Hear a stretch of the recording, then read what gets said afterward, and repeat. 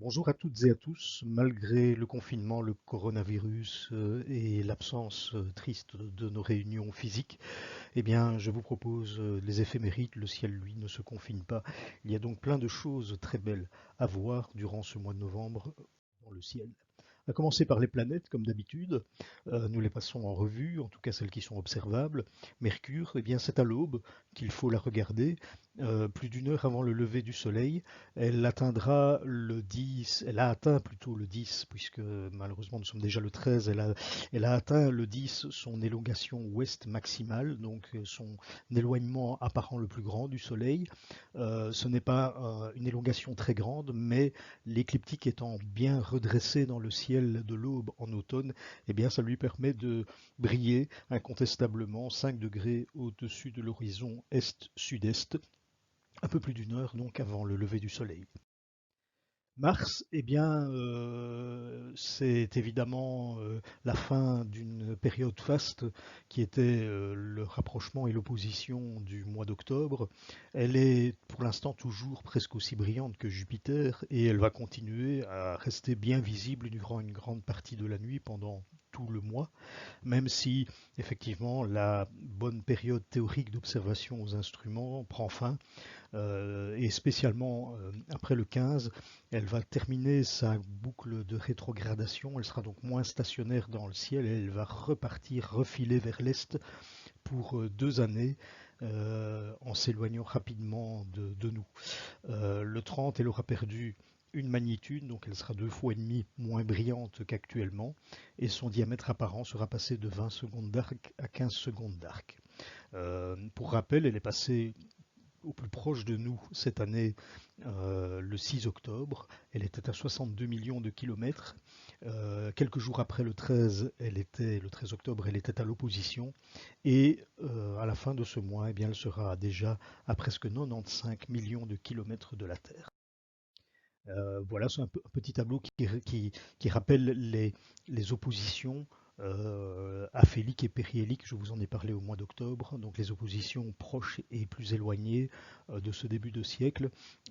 Et donc on voit que elle était la plus belle opposition, c'était celle de 2018, où elle était à 57-58 millions de kilomètres de nous, mais très basse sur l'horizon. Ici, en 2020, elle était donc à 62, un peu plus de 62 millions de kilomètres et beaucoup plus haute dans le ciel, à 42 degrés de hauteur. Et dans 2 ans, puisque les oppositions martiennes se produisent à peu près tous les 2 ans, et bien là, ce sera moins bien, en tout cas en termes de taille apparente, puisqu'elle sera à 82 millions de kilomètres de nous. Elle sera donc beaucoup plus petite. Par contre, elle culminera à plus de 60 degrés dans le ciel, donc peut-être que ça compensera en partie sa taille apparente plus faible et qu'elle sera encore relativement observable et photographiable dans 2 ans. Par contre, après, eh bien là, ce seront des oppositions très éloignées, des oppositions aphéliques, et donc il faudra attendre au plus tôt 2033 et idéalement 2035 pour retrouver de belles oppositions rapprochées avec une belle taille apparente de la planète rouge. Alors cette image de Mars, qui est loin d'être, très loin même d'être parfaite, restera néanmoins le fruit de mes efforts et restera la seule image que j'ai pu personnellement obtenir durant cette période d'opposition 2020. Les raisons, eh bien, c'est les conditions météo plus que frustrantes du mois d'octobre, entre vent, nuages, c'était très compliqué. Et sur mon site, ça a été le cas pour beaucoup, parce qu'il y a eu des problèmes de jet stream, mais sur mon site en particulier, à cause des conditions locales aussi, eh bien la turbulence a rendu l'imagerie et même l'observation impossible. Il faut savoir que Mars reste, malgré l'opposition, un objet très petit et donc il est très difficile, qui a besoin d'une grande résolution d'image et quand il y a des turbulences, eh bien cette résolution s'envole complètement et donc c'est impossible d'imager correctement. Et donc cette image, eh bien, elle a été faite le 14 septembre septembre, c'est-à-dire un mois avant l'opposition, et je n'ai pas réussi à faire mieux par la suite. Néanmoins, on y distingue eh bien, notamment la balafre de Valles Marineris, le plus grand canyon du système solaire, 20 km de profondeur, de 12 km de profondeur, 20 km de large. Ça se trouve en fait sur la moitié supérieure de l'image, un petit peu au-dessus de l'équateur. Et on distingue aussi, en regardant bien, le plateau de Tarsi avec les trois volcans. Et tout à fait à gauche, dans le dernier quart de l'image, eh bien, on voit une petite boule blanche. C'est en fait la masse de nuages qui sont accrochés au-dessus de ce qui est le plus grand volcan du système solaire, c'est-à-dire Olympus Mons. Voilà, ça c'était donc une image prise avec un télescope de Newton de 20 cm de diamètre. Une autre image spectaculaire que nous devons à Roland Boninsegna, qui a été capturée le 3 novembre dernier. La tache extrêmement brillante et surexposée, c'est Mars. Et elle est surexposée et pour cause. Roland a réussi à saisir un des deux petits satellites qui orbitent très proche de leur planète, Phobos et Deimos. Donc ce sont des petits satellites qui sont à quelques milliers de kilomètres de leur planète. Ici, Roland a réussi à capturer sur son image Deimos, qui est le plus petit des deux, mais qui est un peu plus éloigné de sa planète. Et donc, il apparaît sur cette photo, évidemment, comme la magnitude de cet objet est de l'ordre de 15, il faut exposer très fort, très longtemps, d'où évidemment le fait que Mars apparaît extrêmement surexposé pour pouvoir observer l'objet Deimos qui lui est vraiment très très faible. Alors l'origine de ces deux petits satellites qui ne sont pas ronds, qui ont une forme un peu quelconque, ils sont trop petits que pour pouvoir être en équilibre hydrostatique et apparaître comme et prendre une forme ronde, eh bien, il y a eu pas mal de discussions et d'hypothèses sur l'origine de ces deux satellites. On a cru tout d'abord qu'il s'agissait de deux astéroïdes qui avaient été capturés provenant de la ceinture principale, de cette ceinture d'astéroïdes qui se trouve entre les orbites de Mars et Jupiter, justement. On a cru d'abord que Mars avait capturé ces deux objets, et puis finalement, l'hypothèse d'objets qui proviennent de la planète elle-même, suite à une collision, a repris le dessus, et c'est maintenant l'hypothèse qui tient le plus la route a priori, c'est que Phobos et Deimos seraient en fait des éjectats de matière de la surface martienne suite à une violente collision qui aurait eu lieu avec la planète rouge. Voilà, encore une image inattendue et spectaculaire. Saturne. Saturne, elle est visible toujours à gauche, donc à l'est de Jupiter, 1 heure après le coucher du Soleil, et même si elle est beaucoup moins brillante, elle est de magnitude 0,6, elle est 12 fois moins brillante que Jupiter, eh bien on la voit sans aucun problème. Son diamètre apparent est de 16 secondes d'arc, et si on compte les anneaux, on arrive à 36 secondes d'arc. Elle se rapproche au fil des jours un petit peu plus de Jupiter, et le mois de décembre nous réservera entre le 29 et le 23 décembre, avec plus spécialement le 21, un point culminant, eh bien, un rendez-vous vraiment exceptionnel pour les observateurs. Ce sera une conjonction extrêmement serrée entre les deux astres qui ne se produira plus avant 80 ans.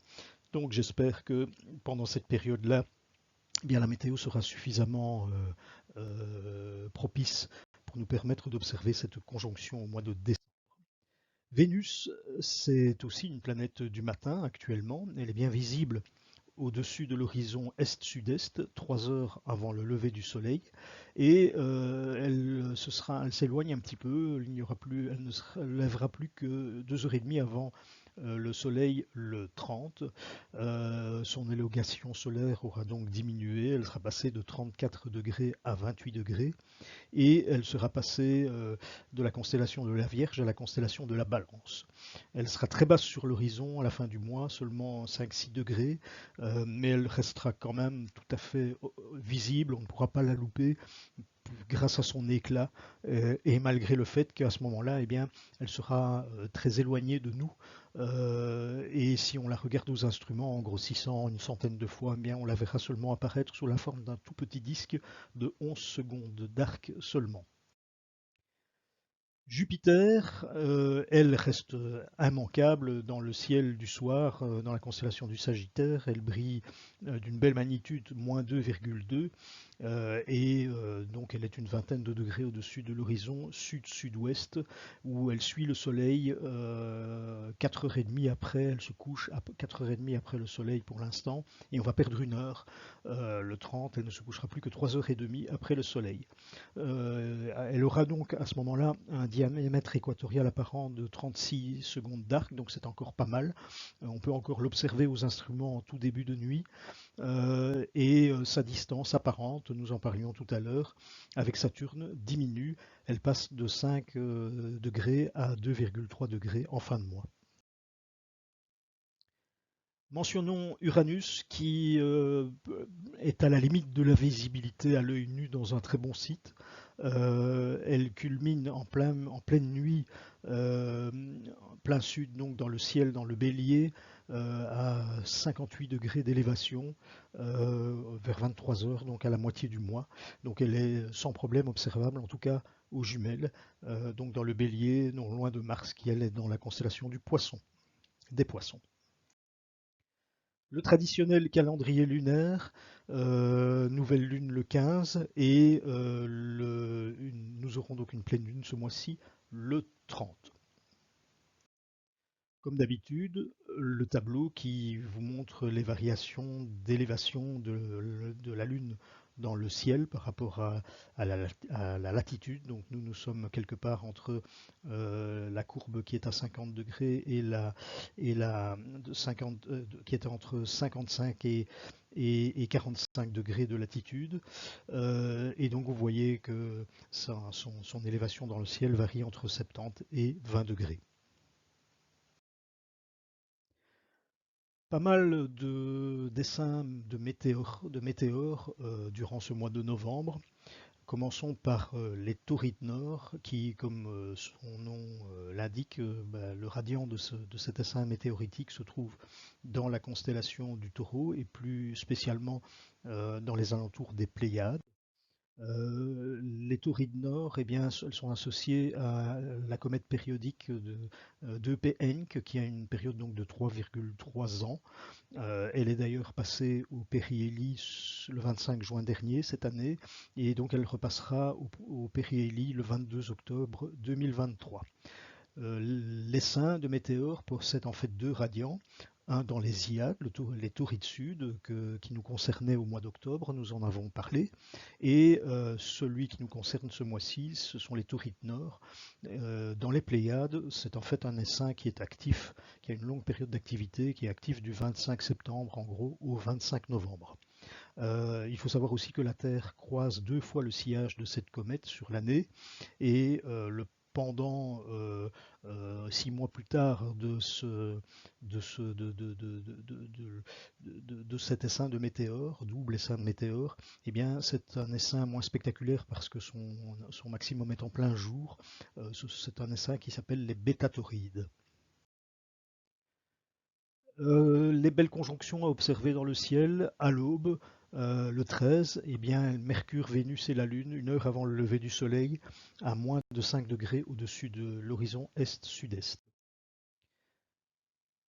Vénus est Spica, l'étoile la plus brillante de la constellation de la Vierge, au sud-sud-est, le 16, à l'aube, toujours une petite heure une heure avant le lever du Soleil. Un autre essaim de météores très important, c'est un des essaims majeurs de l'année, ce sont les Léonides dont le maximum est attendu le 17. Le corps parent des Léonides, eh bien, c'est la comète 55P Tempel-Tuttle qui a une période de 33 ans et passera au périhélie pour la prochaine fois en 2031. Ce sont des essaims, des météores particulièrement spectaculaires. Le taux horaire varie entre 15 et 100. Il rentre dans l'atmosphère très rapidement à la vitesse de 71 km par seconde et ça donne des météores brefs et rapides mais extrêmement brillants. Et cette année, de surcroît, comme nous avions une nouvelle lune le 15, donc la lune se couche extrêmement tôt, le fin croissant de lune se couche très très tôt et donc les conditions d'observation sont très propices, très bonnes cette année. Une autre conjonction jolie à voir, le 18 et le 19 au soir, c'est Jupiter, Saturne et la Lune en début de soirée après le coucher du Soleil.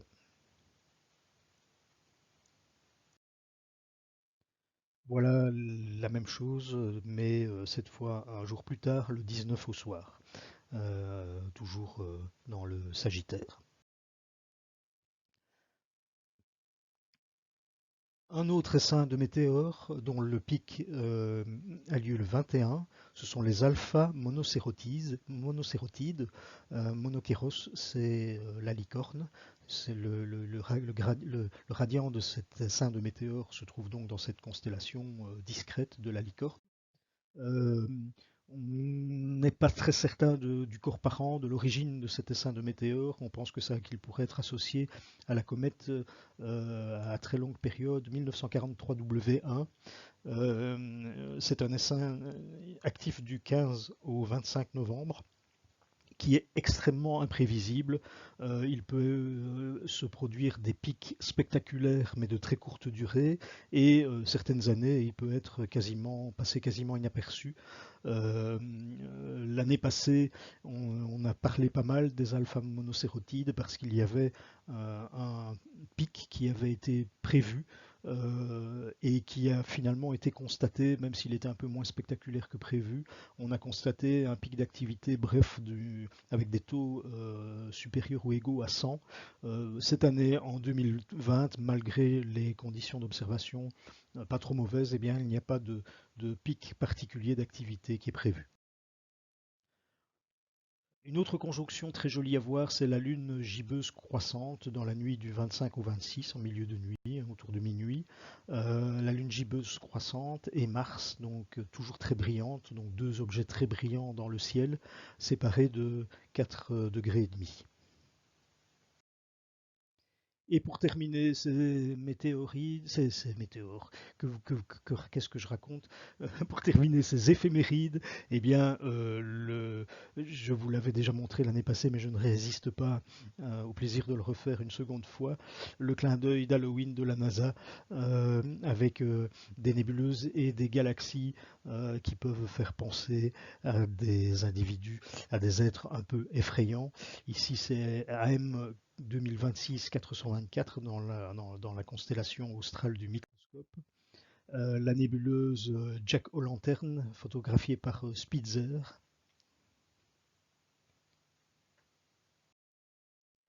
Et c'est ainsi que je vous remercie et que je me réjouis déjà de vous retrouver au mois de décembre. Portez-vous bien, prenez soin de vous et à bientôt.